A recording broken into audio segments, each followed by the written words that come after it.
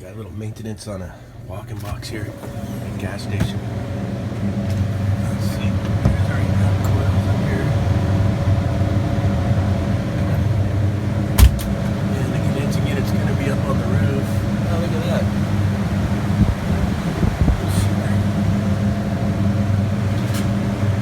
High-tech side discharge.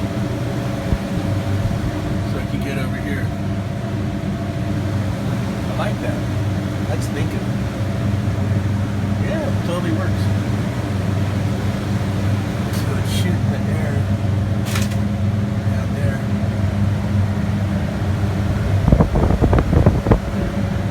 I've never been here before. That was kind of cool. Okay, so this is the condensing unit for the walk-in. We'll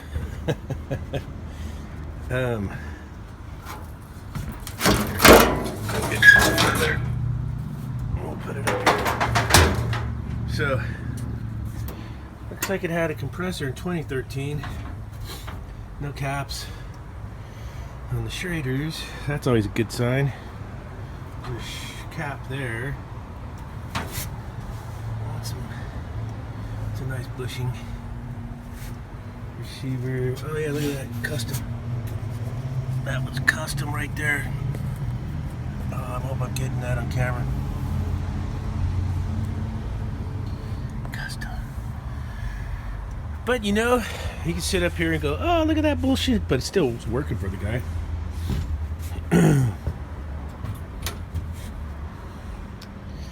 So I got to get that condenser washed out. I already sprayed some coil cleaner up the bottom of it. It was pretty good and dirty. And we'll get into this. It looks like he's going to need a contactor. Probably going to need to remake that ground right there. It's getting pretty patinaed. Let's see if you guys can see this.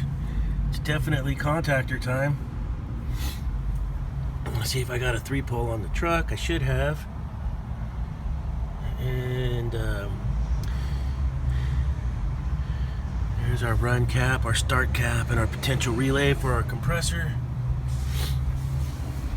And we'll just get everything tidied up. I usually start at the disconnect and start wrenching down all the connections. This one here, they were all loose. So I got all those tightened up. And then I kind of get on there and really wrench the crap out of them. Like a monkey.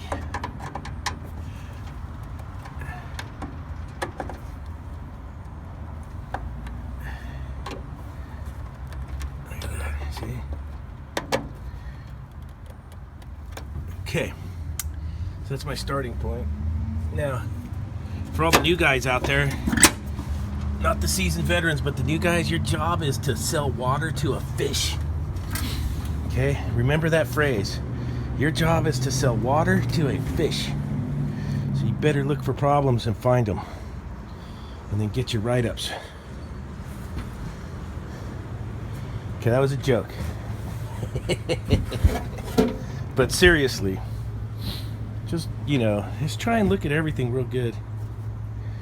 And see where we end up. You know, when you come out, there's some red flags when there's no caps on the shraders. Things like that. So we're going to put some shraders on.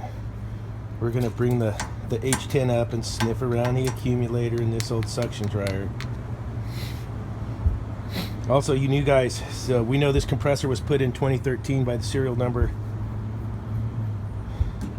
Just cut this out and put a piece of pipe in there. You don't have to leave that suction dryer in there. They're BTU hogs anyways. If you don't have one on the truck, cut it out, put your 1 1/8 pipe in with 2 couplings and just get rid of that thing. That's what I do. If it's a burnout, get a new dryer. If it's not a burnout, you can 86 that thing to the moon. This one might have been a burnout though. It's got the HH in there, so see that? But if it was a burnout, this should have hit the road. So anyways, babbling on.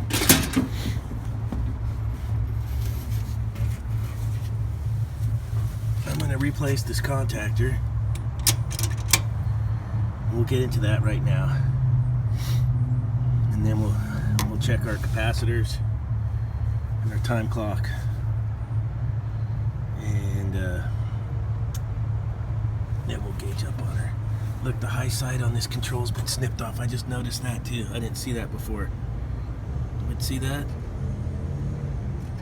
So the high side of the dual pressure control is snippied. This is awesome. And then they got this control for fan cycling. See that? Well, that's fan cycling. And you got a T on there. So if we want head protection, I should probably sell them a new dual pressure control, and then we'll hook it up into there. You could probably hook it up right to that T, but then you don't have and you still got high side connection right here for your gauges. There's no reason not to have it hooked up for protecting the compressor. Okay, so there's one observation. Okay, I'm working on getting my new contactor in. But if you wondered what the old one looked like, there it is. I pulled the contact out, just the middle one. And that's it. And this was cool. This customer called me up for maintenance out of the blue. New owner of this place, and who knows, man, we might have saved him a service call. The way the contactor was mounted, it has these really good you know, the nuts with the nylon in them so they don't come loose. I got a feeling that this contactor was original from whenever this condensing unit was built. I don't think it's ever been changed. That contactor is as old as that suction dryer.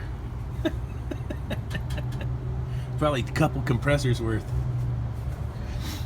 Okay, so I wanted to clean up that ground. You'll see I've been shining up this ground leg. It has double ground legs, and then that's the old one. So I'll go ahead and shine those up too, and then reconnect the ground.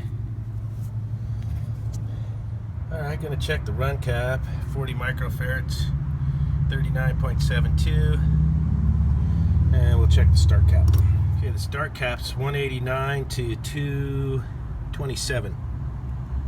So the start cap's good. 224 microfarads. Get it back together here. Alright, I got the smart probes going. Mine haven't blown up yet, thank God. Been working pretty good actually, but we'll see what happens over time. I'll show you a screenshot of what we're looking at here.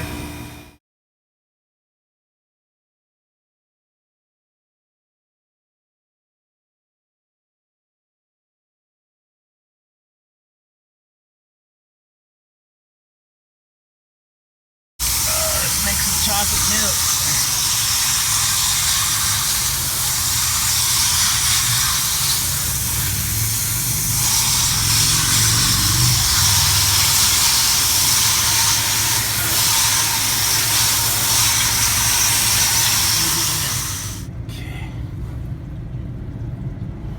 Getting there.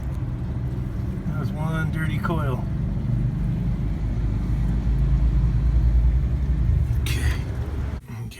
Now downstairs I'm going to I'll get the coil cleaner on, and then I'll rinse it out with my pump sprayer, and then after that we'll blow down the drain line at the end. And we'll check these fan motors, and then we'll check our superheat. R22, baby, old school. Okay, so you can get your fan guards off and then check each motor, and then clean the fan blades. If they're real dirty, you can take them off and wash them. If they're like this, you can get them. Okay, there's our TXV section. Okay, there's our TXV section. You'll see this coil's so old, there's no pressure tap on the suction line. So to do a superheat, we'll have to put a temperature probe on there and make a calculation. Power head's still in good shape. No signs of leaks. That's old school right there. These old coils, man, they lasted. They lasted a long time.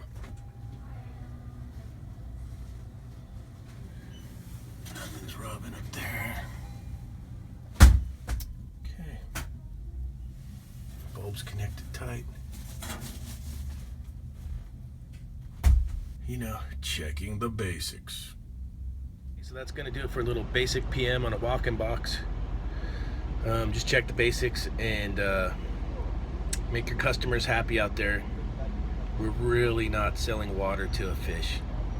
We just want to appease our customers, make them happy out there. We'll get a new dual pressure control on that unit, and I think that's all I had left on that one. Other than that, it's actually working pretty good. All right, thanks for watching.